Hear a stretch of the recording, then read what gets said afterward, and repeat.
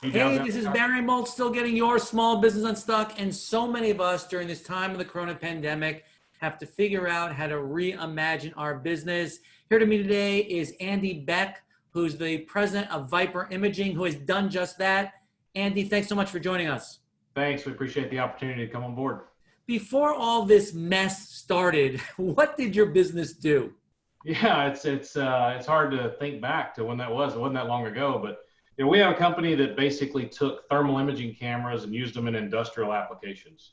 So we call them power plants and steel mills and oil and gas refineries, really globally. So we had a very small niche business that integrated these high-end instruments with people's controls and process control systems.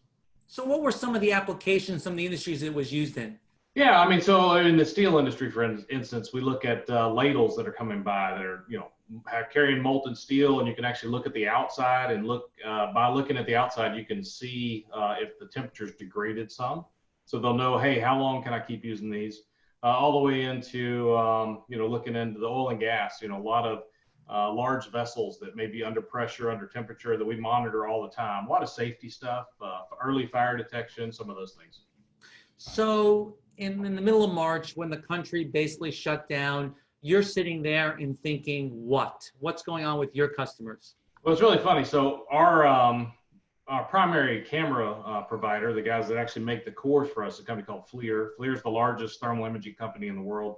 And they came to us and basically said, hey, we're doing all we can to help COVID-19 applications. We're not shipping anything industrial unless it's COVID-19.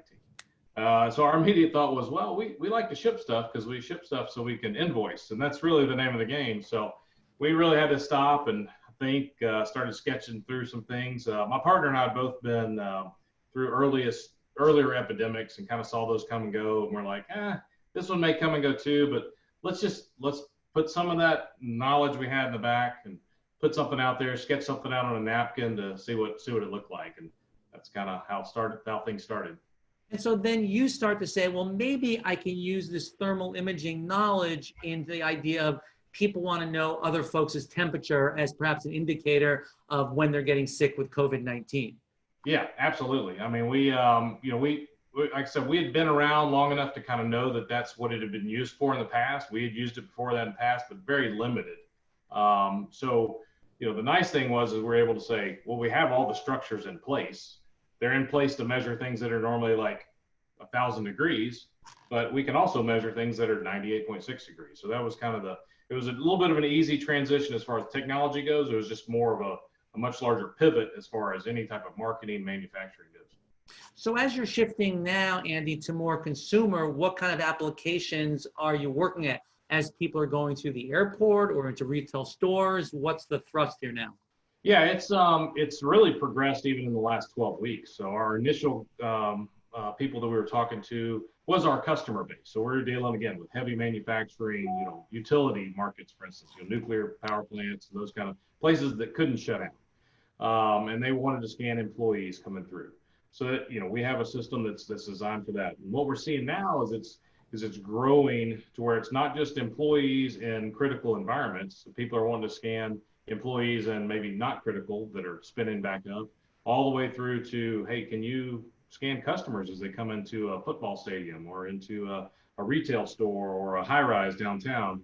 So it's grown quite a bit to where the application was more industrial, and now it's definitely grown in the commercial and other sectors. Andy, when someday we go back to more normal, where people, are getting out more, do you expect this line of business with more consumer-oriented applications to continue, so you actually be able to grow your business as a result of what's happening now? Yeah, honestly, if I'm honest, a few weeks ago or a few months ago, I would say we would have said, we're going to sell some, it's going to go through, it's going to help. And then people put them in a closet and they may pull them out during flu season. I think what we've seen though is because everything's been so dramatic and it's just so much a larger impact on everything, is that I think these are really here to stay. It's almost like a post 9/11, when TSA changed. Nobody goes to meet anybody at the gate anymore at the airports like they used to do when I was little. I mean, you have to go through these scanning devices, and it's just become what it is. I really think that's what it's going to be, whether it's our type system or some type of temperature measurement system. there's going to be screening in a lot more places than there were before. Andy, what advice do you have for small business owners that are trying to reimagine their companies to fit what consumers or other businesses need right now? Yeah, I think the biggest thing for us was just depending on our staff that we have here, depending on where we came from. I mean, I think that's the thing is you've got to leverage the strengths that you have. So we are able to look back and say, what do we know how to do? How does this fit into this, current situation that we find ourselves? And, we've kind of operated our business that way. We've been very opportunistic on a lot of things. It was very good to be small because we could literally sketch something out on a napkin, go play golf that afternoon, and then realize, oh my gosh, we've got 700 phone calls to follow up on after that round of golf. I mean, there's just a lot. We've been very benefited by that, but at the same time, it's because we were using what we had known, what we'd learned in the past, what our team here at Viper can do, and leverage that as much as you can.